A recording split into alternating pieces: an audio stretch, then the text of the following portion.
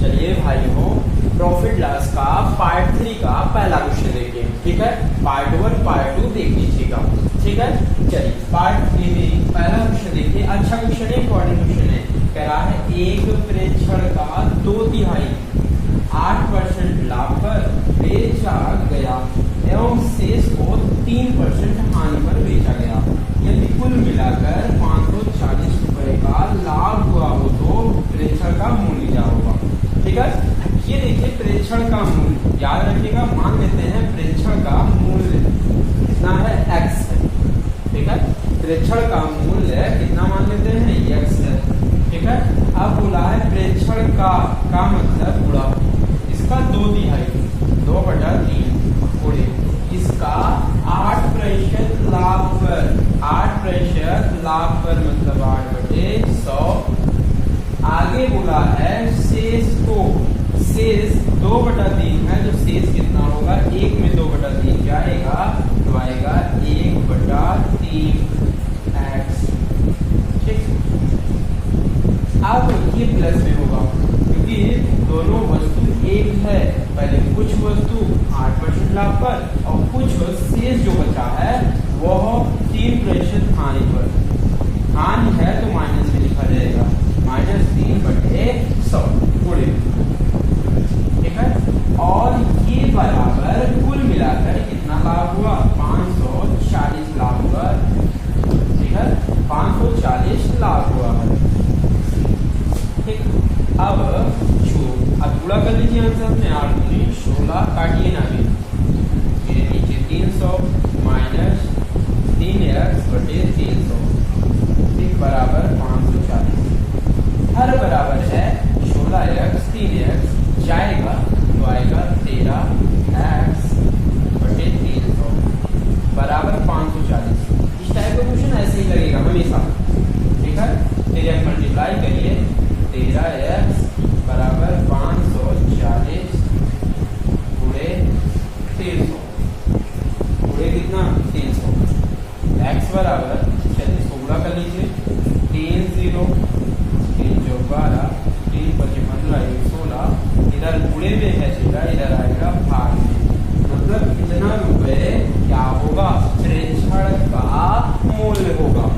ठीक है, एक बार और समझिए, प्रेक्षण का मूल्य x मान लीजिए, इसका 2/3 8% लाभ पर, फिर उसके बाद जो शेष है, शेष कितना 1/3 तो 3% हानि पर बराबर 540। ऐसे ही हल करेंगे हमेशा ऐसे। ठीक है, याद रखिएगा, इंपॉर्टेंट क्वेश्चन है। ठीक है, देखिए दूसरा क्वेश्चन है, अच्छा क्वेश्चन है। ये बोला है एक वस्तु का 1/3 भाग, सेम क्वेश्चन है बस इसको 3 भाग में बांट कर वो बेचा। ठीक है, अब कह रहा है 1/3 भाग 15% लाभ पर बेचा जाता है, 1/4 भाग 20% लाभ पर बेचा जाता है एवं शेष 24% लाभ पर बेचा जाता है। कुल 62 रुपए का लाभ हुआ हो तो वस्तु का मूल्य क्या होगा। अब वस्तु का मूल्य आप x मान लीजिए, x का 1/3 मतलब वस्तु का 1/3 इसका 15% लाभ 15/100 प्लस, अब इसका आगे बोला है 1/3 भाग x पूरे 1/3 1/4 है, 1/4 है, इसका 1/4 भाग 20% लाभ पर 20/100। शेष कैसे निकलेगा, जब 1/3 1/4 निकल गया तो 1 पूरा होता है तो 1/3 1/4 में घटेगा। देखिए लासा 12 12 4 माइनस निकट मिलेगा 3 1 4 3 7 5, मतलब जो शेष बचेगा वो 5/12 होगा।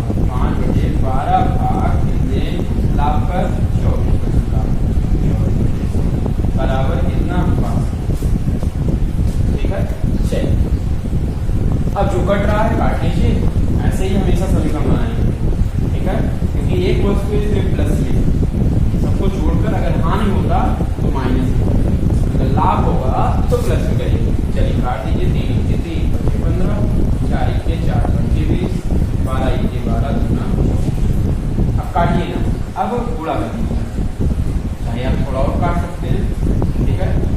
सब में 5 से कट जाएगा।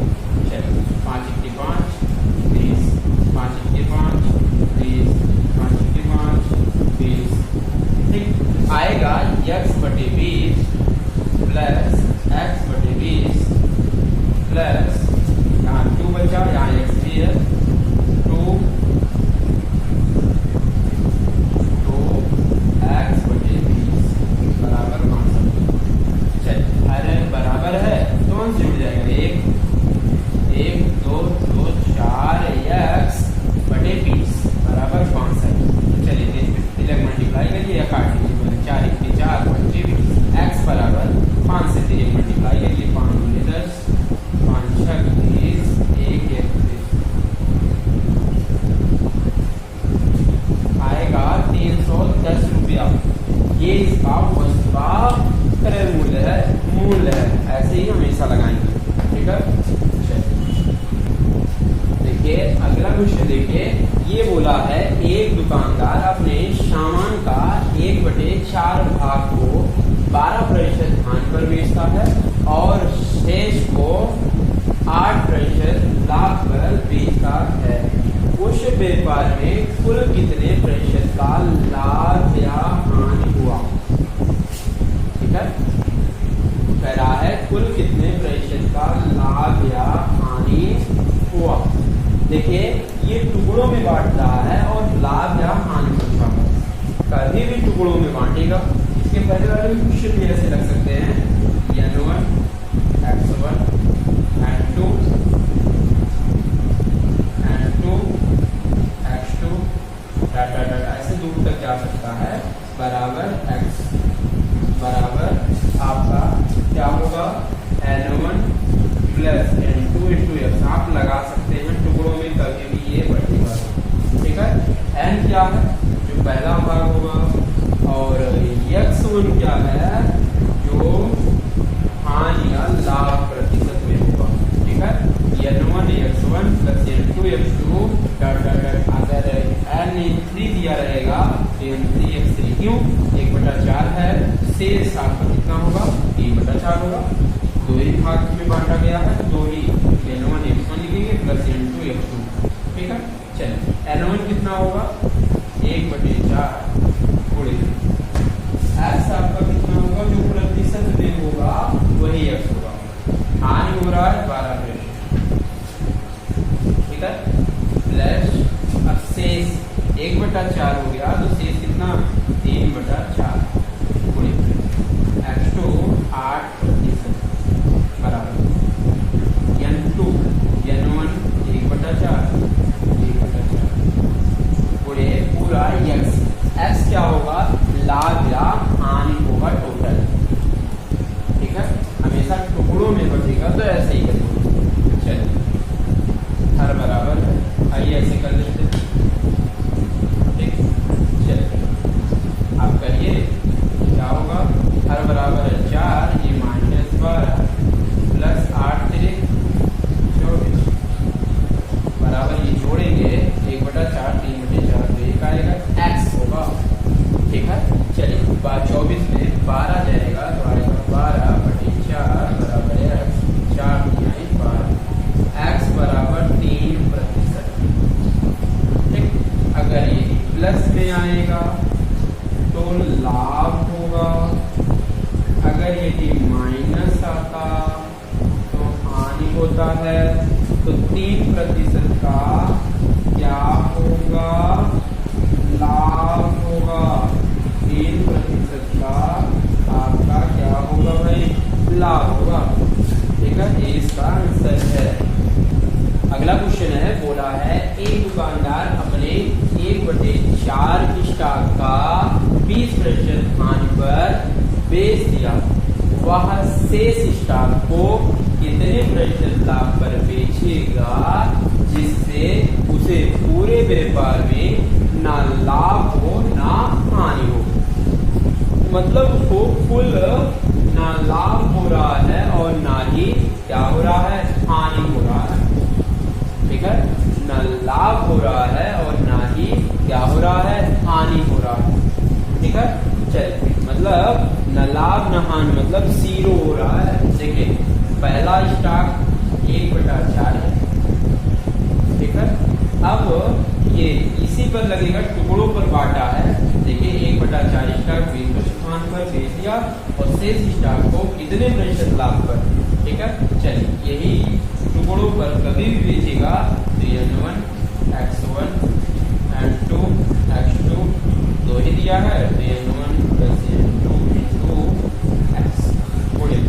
चलिए पहला स्टॉक है 1/4 गुणे 20% हानि मतलब -20% प्लस शेष स्टॉक जब 1/4 हो गया तो बचा कितना 3/4 गुणे कितने प्रतिशत लाभ पर, मान लेते हैं X% या X2% लाभ पर। अब दोनों का जोड़ कितना आएगा 1 N1 N2 1/4 3/4 जुड़ेगा 1 आएगा और न लाभ हो रहा है न हानि तो 0 लिया जाएगा। चल ये 4 चल -5 + 3/4 × X2 = 0। इसको इधर कर ले 3/4 X2 = 5, फिर मल्टीप्लाई करिए X2 = 5 × 20 नीचे आएगा बटे 3। सही बटन बनाइए 3 × 18 2 बटे 3 मतलब 6 सही 2/3 प्रतिशत का क्या होगा, शेष स्टॉक को लाभ पर बेचेगा। 6 सही 2/3 प्रतिशत। चलिए अगला क्वेश्चन देखिए, इंपॉर्टेंट क्वेश्चन है। बोला है किसी वस्तु के विक्रय मूल्य पर 20% का लाभ होता है, कुल लाभ प्रतिशत ज्ञात कीजिए, ठीक है। अब विक्रय मूल्य पर 20% का लाभ होता है। अब यहाँ पे विक्रय मूल्य पर लाभ हुआ है, इस पर विक्रय मूल्य पर लाभ हुआ है, ठीक है। तो कभी भी विक्रय मूल्य पर लाभ दिया रहेगा और ये कुल लाभ का मतलब है ये पूछा है क्रय मूल्य पर लाभ प्रतिशत कितना हो, ठीक है। अब ये विक्रय मूल्य पर लाभ दिया है 20% और पूछा है ये क्रय मूल्य पर लाभ कितना होगा, ठीक है। कभी भी विक्रय मूल्य पर लाभ दिया रहता है तो कुल लाभ प्रतिशत बराबर लाभ बटे 100। अगर लाभ होता है तो माइनस लाभ गुणे 100 लिखा जाता है। और शुरू में क्या हम पढ़े थे, लाभ बटे 100 प्लस लाभ पढ़े थे, लेकिन अगर विक्रय मूल्य पर बोल दिया तो लाभ बटे 100 माइनस लाभ गुणे 100 किया जाता है। याद रखिएगा लाभ 20 का हुआ बटे 100 माइनस 20 गुणे 100, ठीक है। 20 बटे ही घटेगा तो 80 गुणे 100, 20 × 20 80, 4 × 4 25 चौका 100।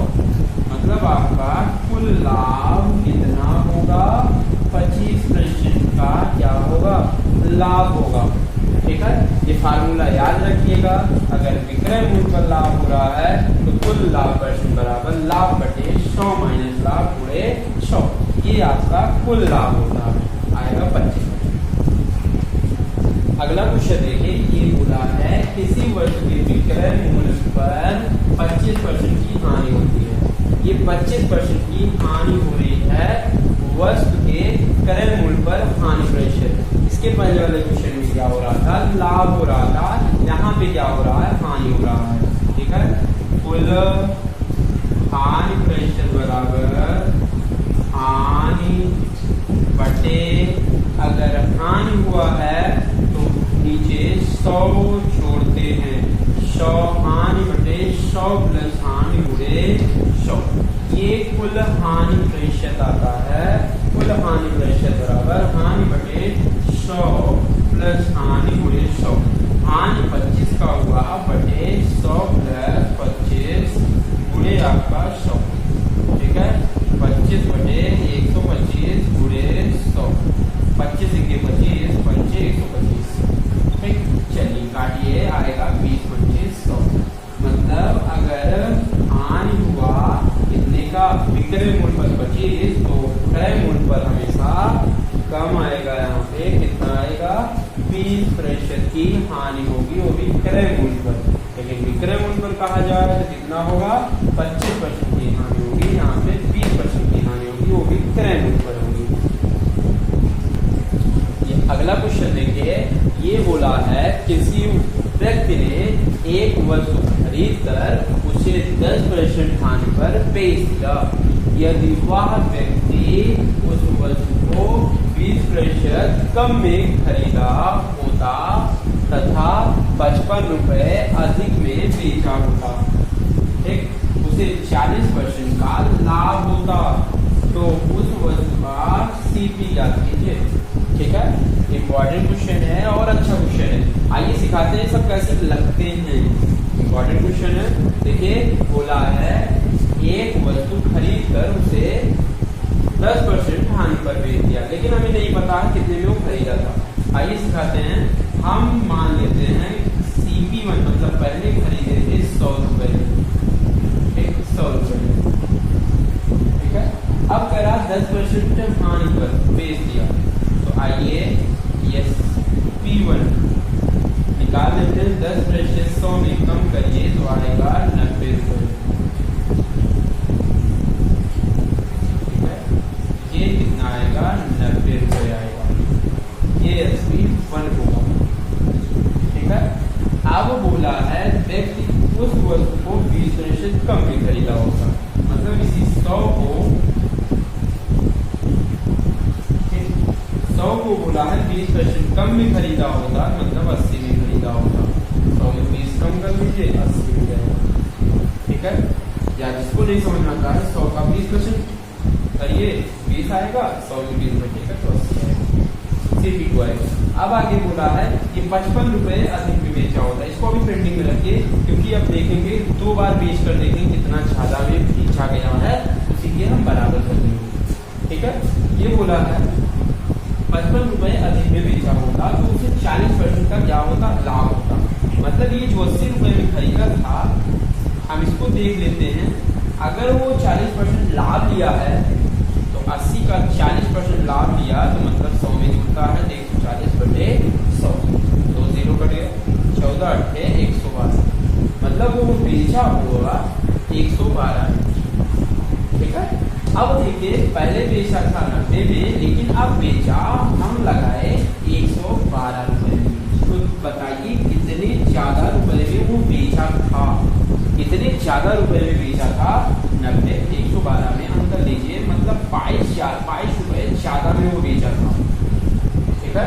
हम मान के लगाए हैं तो 22 रुपए ज्यादा में बेचा, लेकिन क्वेश्चन में कितना ज्यादा किया है, 55 रुपए अधिक में बेचा है, ठीक है। यही 22 किसके बराबर होगा, 55 के, तो 1 किसके बराबर होगा, 55/22, 1 के बराबर आएगा 55/22। लेकिन आपका CP निकालना है, तो CP आपका 100 रुपया माने हैं, तो 100 के बराबर करें 55/22 पूरे 100, 11 दूना 22, 11 55, 2 1 2, 2 5 10। अब इसको पूरा करिए, 50 25 आएगा 250 रुपए, मतलब इसका क्रय मूल्य क्या होगा, 250 रुपए होगा, ठीक है। अच्छे से 1-2 बार 3 बार पढ़ लीजिएगा, समझने जरूर रहेगा। देखिए ये अच्छा क्वेश्चन है, सेम क्वेश्चन है, बस इसमें 300 रुपए कम प्राप्त कर रहा है, ठीक है। चलिए आइए सिखाते हैं। सेम क्वेश्चन है, आप मान के हमेशा लगाइएगा इस टाइप के क्वेश्चन को। देखिए बोला है एक व्यापारी किसी वस्तु को 10% लाभ पर बेचता है, अभी हमें नहीं पता कितने वो खरीदा था, तो हम CP1 तुरंत मान लीजिए 100, इसे 10% लाभ पर वो बेच दिया, तो SP1 आपका होगा 100, 10% लाभ होगा, आएगा 110, ये 10% लाभ पर बेचता है, तो 100 110 होगा। अब आगे बोला है यदि वह वस्तु को 20% कम में खरीदा होता, मतलब इसी CP को कह रहा है SP2 20% कम में खरीदा होता तो 80 रुपए में वो खरीदेगा, कम में बेचा होता तो 300 रुपए को पेंडिंग रखिए, आगे बोला है उसे 25% का लाभ होता। मतलब ESP2 अब देख लेते हैं 80 पर 25% का लाभ करवा लेते हैं तो कितने बेचेगा 125/100, 25 4 के 4 2 8 20 20 5 100। ठीक है, अब पहले बेचा था 110 में, लेकिन आज बेच दिया 100 रुपए में। ठीक है, तो बताइए कितने कम में वह बेचा, 10 रुपए कम में वो बेचा है। तो क्वेश्चन में कितना कम में बेच रहा है 300 के 10 किसके बराबर 300 के, तो 1 के बराबर लिखिए 30 के, तो क्रय मूल्य निकालना है तो 100 के बराबर करिए, तो 10 300 के, तो 1 किसके 30 के, तो 100 किसके बराबर होगा 30 में 100 से गुणा होगा जाएगा 3000। इसका ये क्रय मूल्य होगा 3000 होगा। ठीक है, देखिए ये अगला क्वेश्चन है, बोला है एक दुकानदार 2 रेडियो को 1950 रुपए में खरीदा तथा उसमें से एक को 20% लाभ पर, दूसरे को 25% हानि पर बेच दिया। प्रत्येक रेडियो का विक्रय मूल्य समान है, मतलब जो 2 रेडियो है उनका विक्रय मूल्य क्या है समान है, तो प्रत्येक रेडियो का क्रय मूल्य या CP निकालना है। ठीक है, चलिए अब ये याद रखिएगा CP दोनों का निकालना है, क्रय मूल्य निकालना है और दोनों का विक्रय मूल्य समान है। ठीक है, और 2 रेडियो एक साथ खरीदा है 1950 में, इसमें से बताना है पहले का मूल्य कितना था और दूसरे का मूल्य, और पहले का 20% लाभ पर बेचा और दूसरे को 25% हानि पर। ठीक, चलिए एक ट्रिक होता है, फार्मूला होता है, दोनों का अनुपात CP1 CP2 बराबर 100 plus minus B अनुपाते 100 plus minus A, ये हमेशा होगा। ठीक है, लाभ होगा तो प्लस में, हानि होगा तो माइनस में। अगर 100 लाभ हुआ तो प्लस, मतलब दूसरे वस्तु का ऊपर लिखा जाएगा CP1 अनुपाते CP2 100। अब पहला 20% लाभ हुआ है तो 10 अनुपाते 100, हानि हुआ है तो -25 होगा। ठीक है, CP1 अनुपाते CP2, देखिए लाभ हुआ था तो प्लस में, हानि हुआ तो माइनस में, लेकिन यहाँ बोला गया B है मतलब दूसरे का होगा, यहाँ हानि हो रहा है -25, यहाँ हो रहा है लाभ, यहाँ +20 हुआ। ठीक है, याद रखिएगा ये 75 हो गया, ये कितना 120। चलिए CP1 अनुपाते CP2 अनुपात बन गया, ये अनुपात बन गया, पहले सरल कर दीजिए 5 से 15 25, ये कितना होगा 5 10 5 24 हो गया। ठीक है, और सरल होगा काट दीजिए 3 25 15 3 8 24, मतलब जो आएगा वो क्रय मूल्य का अनुपात आएगा 5 अनुपाते 8 होगा। ठीक है, अब प्रत्येक रेडियो का क्रय मूल्य निकालना है। चलिए CP1 निकालिए, CP1 कितना है, अनुपात की योग करना सिखाए हैं, अनुपात की विभाजन करना सिखाए हैं, ये 5 है, कितने में 8 5 13 और पूरे 1950, 13 से 8 13 15 25 75 आएगा 750 रुपए। ये पहले का। दूसरे का आप निकाल सकते हैं जो 1950 है, इसमें अगर 750 आप माइनस कर दें तो पता चल जाएगा वो दूसरे का क्रय मूल्य कितना हुआ। ठीक है, चलिए हटा लीजिए, ये बढ़ गया, ये आपका आएगा 1200, मतलब पहले का आपका क्रय मूल्य 750 और दूसरे का आया 1200। हमेशा अनुपात से लगाइए, छोटे में लग जाएगा आराम से। ठीक है, चलिए देखिए ये अगला क्वेश्चन है, बोला है एक व्यापार के लिए 2 वस्तुओं को 1900 रुपए में खरीदा, पहली वस्तु को 10% लाभ पर तथा दूसरे वस्तु को 20% हानि पर बेच दिया और दोनों वस्तु का विक्रय मूल्य समान हो तो उन वस्तुओं का क्रय मूल्य क्या होगा। ठीक है, चलिए सेम क्वेश्चन है, तुरंत अनुपात निकालिए CP1 CP2 plus minus B, ये अनुपात याद रखिएगा 100 प्लस माइनस बी क्या है जो दूसरा प्रतिशत है और ए क्या है जो पहला प्रतिशत है। ठीक है, चलिए CP1 अनुपात CP2 100, दूसरा हानि हो रहा है तो -20 और पहला लाभ हो रहा है तो +10, ये आएगा C, ये आएगा 110, 0 कट गया, आएगा 8:11 आएगा। क्रय मूल्य का अनुपात आएगा 8:11। सेम वैसे अनुपात विभाजन करिए, CP1 निकालिए, पहला 8 है, कितने में टोटल योग करते हैं 11, 8 आपका 19, पूरे 19 कटेगा तो आएगा 100, 8 और 100 गुणा होगा कितना आएगा CP1 800 और CP2 कितना होगा, आप घटा लीजिए 1900 में 800 आएगा कितना 1100 आएगा। ऐसे लगाया जाता है। ठीक है,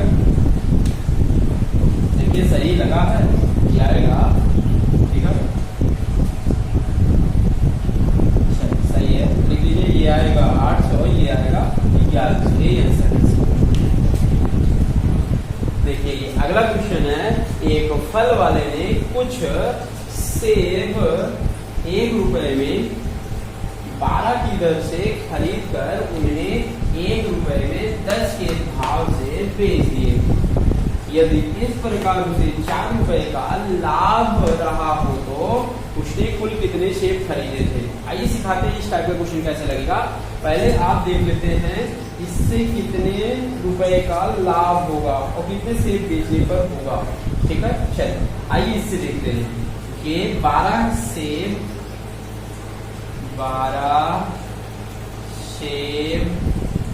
का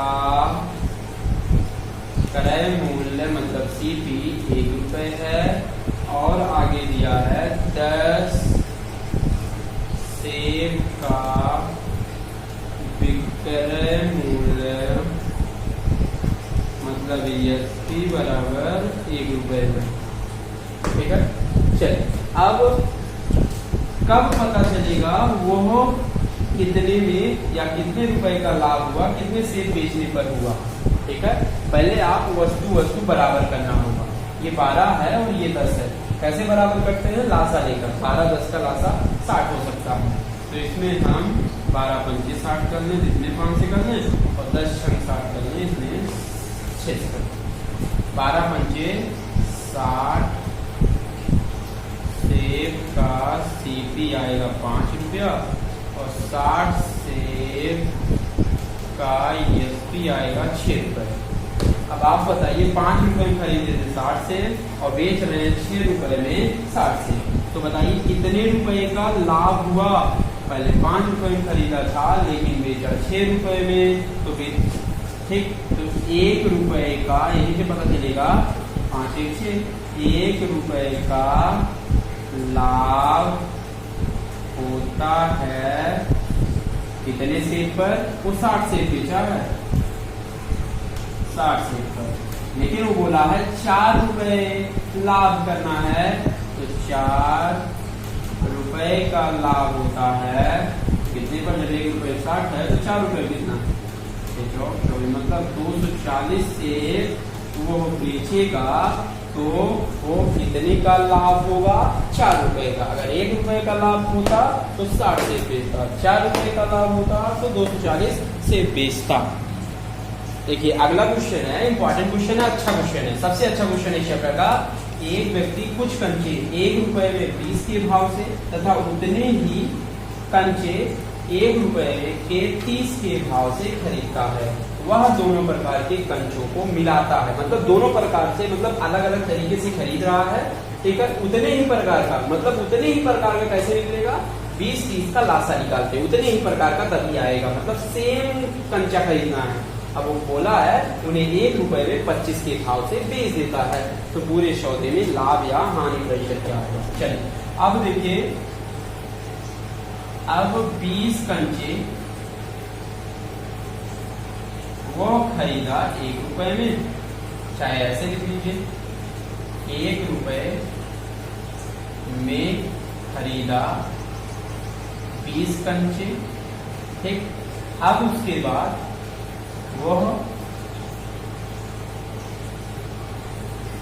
1 रुपए में 30 कंचे खरीदे। अब दोनों का लासा निकालिए, 20-30 का लासा, ठीक है, 60 होगा। मतलब आपके 60 कंचे क्या होंगे, एक साथ खरीदे जाएंगे। ठीक है, चलिए, मतलब 60 कंचे खरीदे गए हैं और 60 कंचे को निकालना है कितने रुपए वो खरीदेगा। ठीक है, चलिए, अब ये 20 से बढ़ाइए,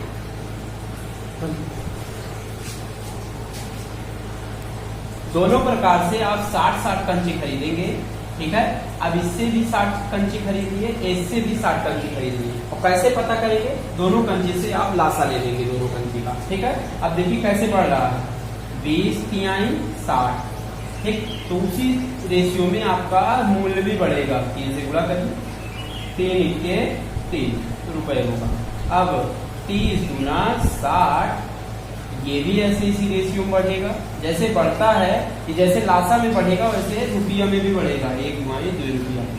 ठीक है, अब देखिए कुल मूल्य कितना होगा, 3 दूनी 5, 5 रुपए में आपका 60-60 120 कंचे खरीदे गए हैं।